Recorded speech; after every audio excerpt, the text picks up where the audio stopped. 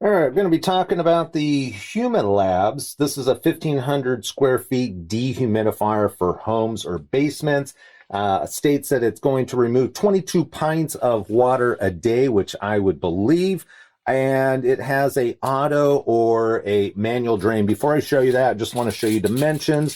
It's almost about 18 inches in height, about 17 and a half, and just under 9, or excuse me, 8 as far as the square of it goes. The unit has wheels on the bottom, so it will roll around. And one of the reasons why I bought this personally is for this hose here. I put it on top of the dryer because I've got a drain right here. Initially, when I started using the unit, I actually used the manual drain here, which holds just over a half a gallon. It's 0.528 gallons of water. And I was having to drain this 3 times a day. That's when I decided, you know what, I'm just going to go ahead and put this on the dryer so I can drain it automatically with the included hose. It's got a little spout right here. You just got to drop the hose in and then make sure the hose is going downhill so it doesn't back up. If it does back up, it's designed to drain back into here, and then the unit will stop if the manual fill gets filled up. So it's a great little unit. Let's talk about sound. I leave this on the lowest setting, but let me show you what the unit sounds like with the fan set on high. And this is what it sounds like with the fan on low. All right, now let's go ahead and talk about the top of this unit and the options that you have. On the top are all your button options here. The interesting thing about these buttons is they're not really buttons. I just slide my finger over it. It's the best way I found to ensure that it actually registers, but there's no divots or indentations to let you know that you're actually on something. But you have power mode, humidifier percentage, your timer speed, and a lock in case you've got kids, pets, those types of things.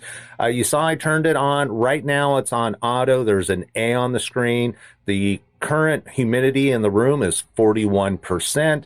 And if I want to change that, all I have to do is press the humidity and it'll sequence through. I think it goes up to 75, 80, and then it drops to 30. So you have a range between 30 and 80. I'm going to leave it high right now at 65, but normally I'd put this down, say around 30 or 35, depending on the time of the year. Leave it in auto mode, and then I don't have to worry about it. I just let it run all the time. If you want it on continuous, you can go ahead continuous mode here, or there's also a night mode, which will put the fan in a quieter mode. So let me just switch back to auto. There's also a timer option, and there are 2 speeds on the fan, and then of course the lock button.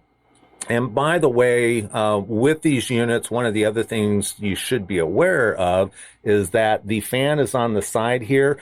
This unit is a little heater when it's running. So in the summertime, when I run this, it does generate heat when it's being used on a regular basis, so just be aware of that. You also notice there is a light here. This will change between blue, green, and red. Red is going to be outside of the comfort zone. Blue is going to indicate that you're kind of within the comfort zone, but it could be a little better. And then green is going to indicate that you are right in that comfort zone. For right now, being the winter time, I'm going to go ahead and set this to, whoops, I'm hitting the wrong button here. I'm going to set this to 40% on the humidity. I like to keep some humidity so we don't dry out because of the heater. But in the wintertime, or summertime, excuse me, I definitely drop this down because in the South we have so much humidity.